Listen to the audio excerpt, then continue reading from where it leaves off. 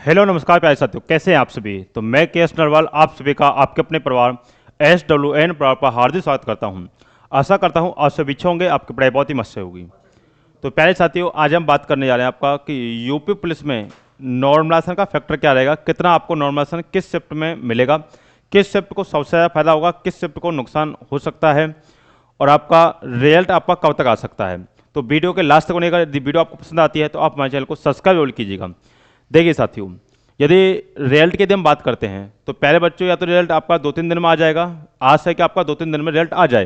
यदि 2-3 दिन में रिजल्ट नहीं आता है तो आपका दीपावली की जैसे आपका अवकाश खत्म होगा उसके तुरंत बाद ही आपका रिजल्ट आ जाएगा, यानी कि आपके नवंबर के फर्स्ट वीक में, यानी कि आपका जैसे आपका दीपावली खत्म होगी उसके तुरंत बाद ही आपका रिजल्ट आ जाएगा। नहीं तो आपका दीपावली से तुरंत पहले आपका रिजल्ट आपको देखने को मिल सकता है आपको, या कि सरकार आपको दीपावली का उपहार भी आपका दे सकती है दीपावली से पहले आपका रिजल्ट दिखा करके। चलिए साथियों, अब नॉर्मलाइजेशन की बात कर लेते हैं कि आपको नॉर्मलाइजेशन किस फैक्टर के अनुसार आपको मिलता है। साथियों, आपको पता है नॉर्मलाइजेशन की टोटल विधि जो होती है वो 7 विधियां होती हैं। अब 7 विधियों का टोटल जो आपका नॉर्मलाइजेशन जो मिलता है वो आपका रेलवे में मिलता है। रेलवे आपका सबसे बढ़िया तरीके से जो नॉर्मलाइजेशन देता है वो आपका रेलवे देता है, जिसमें आपका शिफ्ट का एवरेज कितना है, पर क्वेश्चन एवरेज कितना है, यानी कि बच्चे का किस प्रकार से है, किस शिफ्ट में बच्चे हाई हैं, किस में नॉर्मल हैं, बच्चे ने कैसे क्वेश्चन अटेम्प्ट किए हैं, कैसे क्वेश्चन अटेम्प्ट नहीं किए हैं, यानी कि सभी को आपका देखा जाता है, उसी के अनुसार आपका नॉर्मल उसमें तय किया जाता है। तो एक अच्छी प्रक्रिया होती है। रेलवे में कोई किस्मत के ऊपर नॉर्मलाइजेशन नहीं मिलता है। लेकिन वहीं आपका आ जाते हैं जैसे यूपी पुलिस के एग्जाम हैं, या फिर आपको पता है पैट का एग्जाम हुआ था, या फिर आपको देखा होगा यूपी पुलिस का आपका जो एग्जाम हुआ था पहले आपका, उसमें किसी को 35 नंबर, किसी को 40 नंबर, किसी को और भी ज़्यादा नंबर मिले थे, किसी को बिल्कुल नहीं मिला था। तो ये उसमें होता है किस्मत के ऊपर नॉर्मलाइजेशन होता है। तो ऐसा ही ऐसा हो सकता है कि अब की बार भी आपको देखने को मिले। अब साथियों, सबसे पहले ध्यान रखना, नॉर्मलाइजेशन जो हम जानेंगे, नॉर्मलाइजेशन जो हम जानेंगे वो केवल और केवल औसत नॉर्मलाइजेशन जानेंगे।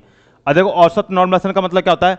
औसत नॉर्मलाइजेशन का मतलब होता है केवल और केवल शिफ्ट जो होती हैं उनको केवल और केवल इक्वल करेगा, या कि बराबर करेगा केवल और केवल शिफ्टों को। जब शिफ्टों को बराबर करे तो एक नॉर्मलाइजेशन ये होता है। और यदि कंपनी अपने अनुसार नॉर्मलाइजेशन दे, जैसे मान लीजिए शिफ्ट, मान लीजिए आपका एवरेज बना, मान लो हमने बना लिया 185 का एवरेज है टोटल मिला के सब शिफ्टों का, और मान लीजिए किसी शिफ्ट के नंबर मान लीजिए 196 भी बन रहे हैं, तो वो सभी को यानी कि 11-11 नंबर बढ़ा देगा। इसी प्रकार से मान लो 2 ही शिफ्ट होती और एवरेज बना 185 का, और मान लीजिए एक शिफ्ट के ज़्यादा है यानी कि 196 नंबर है, तो पॉजिटिव करके वो 11-11 नंबर सभी को दे देगा। लेकिन यदि ऐसा हमेशा नहीं होता है कि 11-11 नंबर दे, मान लीजिए किसी को ज़्यादा दे दे, 11 की जगह किसी को 20 मिल गया, किसी को 15 मिल गया, जैसे कि आपने एसएससी जीडी में देखा होगा। एसएससी जीडी का मैं एग्जाम्पल लेता हूँ। देखिए, एक ही शिफ्ट का एग्जाम है, एक ही शिफ्ट का एग्जाम है, एक बच्चे के रो मार्क्स हैं 140 और एक बच्चे के रो मार्क्स हैं 110। इस बच्चे को नॉर्मलाइजेशन मिला है 7 नंबर का, और वही सेम बच्चे को नॉर्मलाइजेशन मिला आपका 11 नंबर का, इसके 121 हो गए। अब इस दोनों में चेंज क्या है ये बताओ। सेम शिफ्ट है, एक्यूरेसी यदि हम माने तो एक्यूरेसी भाई इसकी बढ़िया होगी क्योंकि इसके नंबर ज्यादा है, 140 नंबर है। आपको पता है क्वेश्चन है उसके कितने बचे, 10 क्वेश्चन ही बचे, इसके तो क्वेश्चन भी काफी बचे हुए हैं, यानी कि इसका यानी कि इसके एक्यूरेसी बढ़िया तो नॉर्मलाइजेशन भी कम मिला है। शिफ्ट सेम है, और ऐसा भी नहीं हो सकता कि इसने बढ़िया क्वेश्चन को यानी कि छोड़ दिया होगा, नॉर्मल क्वेश्चन को छोड़ दिया होगा, ऐसा भी नहीं हो सकता क्योंकि स्कोर भी इसका 140 नंबर का है। तो इसमें कभी कभी डिपेंड करता है किस्मत के ऊपर, लेकिन रेलवे में ऐसा नहीं होता है। तो वही आपकी किस्मत आपका यूपी पुलिस में भी हो सकती है। तो एक चीज मैंने आपको बताया पहले भी, आपका यदि किसी के नंबर कम भी हो रहे होंगे तो कितना नॉर्मलाइजेशन आपको मिल सकता है, तो आपकी किस्मत भी चेंज हो सकती है, ये बात ध्यान रखना। यानी कि होता नहीं है कि आप कितनी भी मेहनत कर लो, जब तक किस्मत में नहीं होगी तो तक आपको नौकरी नहीं मिल सकती, ये भी होता है। और बिल्कुल भी नहीं पढ़े हम किस्मत के ऊपर छोड़ दें, ये भी नहीं होता है। आपको होता है मेहनत से किस्मत आपको चेंज की जा सकती है। तो वही चीज होता है, मान लीजिए किसी की लास्ट उम्र है और काफी दिनों से आपका एग्जाम देता आ रहा है, और मान लीजिए उसे लग रहा है कि आस नहीं है कि उसके मान लो 180 नंबर भी बन रहे हैं, ऐसा हो सकता है कि नॉर्मल संख्या उसके 210 215 नंबर पर पहुंच जाएं। तो ये भी होता है। अब मैं आपको बताने जा रहा हूं कि आपका औसतन नॉर्मलाइजेशन कितना मिल सकता है, कि औसतन नॉर्मलाइजेशन जो कि आपका शिफ्ट के अनुसार आपको देखने को मिलेगा, किस शिफ्ट को कितना नॉर्मलाइजेशन आपको देखने को मिलेगा एवरेज शिफ्ट अनुसार। देखिए, औसतन जो आपका नॉर्मलाइजेशन है वो देख लीजिए, और ध्यान रखना मैंने एसएससी जीडी में नॉर्मलाइजेशन बताया था, सेम टू सेम नॉर्मलाइजेशन था, ऊपर नीचे इसमें कोई भी नॉर्मलाइजेशन नहीं था, ध्यान रखना। क्योंकि आपका इतना नो इस वजह से क्योंकि आपका मैंने रेलवे का एग्जाम दिया था, तो प्री के एग्जाम यानी कि CBT 1 में आपका 17 नंबर का नॉर्मलाइजेशन था और मेंस में आपका 19 नंबर का नॉर्मलाइजेशन था। और नॉर्मलाइजेशन जो मिलता है वो कोर सब्जेक्ट के अनुसार भी मिलता है कि आपकी कोर सब्जेक्ट क्या है। और आजकल यदि आप एग्जाम क्वालिफाई कर रहे हो तो इसके लिए आपका कोर मजबूत होना चाहिए। यदि आपका कोर मजबूत नहीं है तो आपको दिक्कतें होंगी, ध्यान रखिएगा।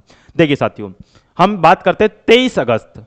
तो साथियों 23 अगस्त की फर्स्ट शिफ्ट को स्टार्टिंग के दोनों शिफ्ट हैं, ऐसा भी हो सकता है यानी कि आयोग इसमें ज्यादा नॉर्मलाइजेशन देखने को मिले, औसतन से भी ज्यादा नॉर्मलाइजेशन इसमें दे सकता है आयोग, क्योंकि ये स्टार्टिंग की शिफ्ट होती हैं और स्टार्टिंग की शिफ्ट में हमेशा नॉर्मलाइजेशन मिलता ही ध्यान रखिएगा।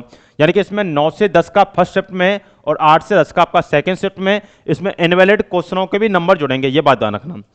आपके 24 अगस्त की फर्स्ट शिफ्ट को आपको 4 से 6 नंबर तक का नॉर्मलाइजेशन है।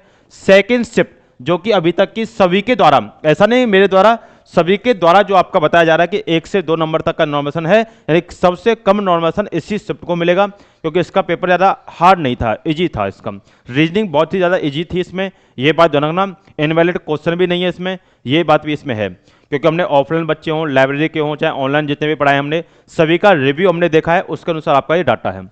अगर बात करते हैं 25 अगस्त, तो 25 अगस्त की फर्स्ट शिफ्ट में 6 से 8 नंबर तक का नॉर्मलाइजेशन होगा और सेकंड शिफ्ट के दिन बात करते हैं 10 से 12 नंबर तक का नॉर्मलाइजेशन देखने को मिल सकता है।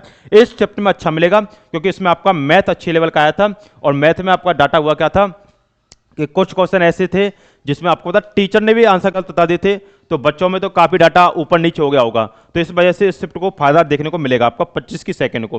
तो आपने क्या देखा, 23 की दोनों और आपका 25 की सेकंड, ये अच्छी शिफ्ट है आपकी।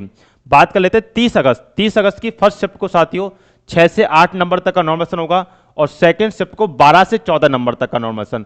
पेपर का लेवल इजी था, पेपर का लेवल हाई नहीं था, पेपर का लेवल इजी था, लेकिन जो इजी लेवल था वही आपका टाइम टेकन लेवल हो गया था।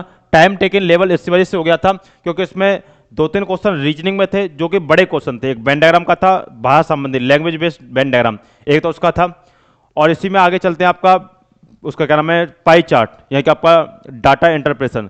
इसके भी आपके क्वेश्चन क्या था, एक में ऑप्शन गलत था, एक में आपका डाटा ही गलत था। तो इस वजह से इस शिफ्ट में आपके क्वेश्चन टाइम टेकन बन गए थे, इस वजह से इसमें नॉर्मलाइजेशन का फायदा आपको मिलेगा। बात कर लेते हैं 31 अगस्त। 31 अगस्त की फर्स्ट शिफ्ट को 3 से 5 है और सेकंड को आपका 5 से 7 नंबर तक का है। ये मैंने जो आपका औसत आपका क्या नाम है नॉर्मलाइजेशन बताया वो आपका औसतन है, यानी कि आपका एवरेज है। औसत के अनुसार आपको इतना नॉर्मलाइजेशन प्यारे बच्चों देखने को मिलेगा, औसतन के अनुसार देखने को मिलेगा। यदि वो औसतन से ज्यादा देता है, मान लो देखो इस शिफ्ट में हो सकता है कि वो आयोग अपने अनुसार नॉर्मलाइजेशन दे दे, इस शिफ्ट को और इस शिफ्ट को, इसमें आपका नॉर्मलाइजेशन आपका आयोग अपने अनुसार भी कर सकता है, ये बात भी ध्यान रखना। बट एक चीज ध्यान रखें, जैसे मान लो वो इस शिफ्ट को, मान लो इस शिफ्ट को वो 10 की जगह पे 14 दे, तो ये फिक्स है कि यहाँ 1 की जगह पे 11 हो जाएगा, या 6 की जगह पे 16 हो जाएगा, या 5 की जगह पे 15 हो जाएगा, ये भी है। लेकिन जब नंबर ही बढ़ेंगे तो आपको पता है कट ऑफ भी बढ़ेगी। और जो इसके अनुसार आपको नॉर्मलाइजेशन मिलना है, इसके अनुसार मैं आपको कट ऑफ भी बता चुका हूँ। यदि कोई भी फिर भी आपको यदि डाउट रहता है तो आप हमें इस नंबर पर व्हाट्सअप कर सकते हैं 9557807448 वाले नंबर पे। इस नंबर पे आप हमें व्हाट्सअप कर सकते हैं। यदि कोई भी डाउट रहता है तो व्हाट्सअप कीजिए, कॉल कीजिए आपका। यदि अभी भी यदि कोई डाउट है तो अगर आप पूछ सकते हो कमेंट बॉक्स के माध्यम से। चलिए साथियों, इससे आगे मिलते हैं आपसे नेक्स्ट वीडियो में। यदि वीडियो आपको इन्फॉर्मेटिव लगी है तो आप हमारे चैनल को सब्सक्राइब कीजिए। चलिए साथियों, जय हिंद, जय भारत।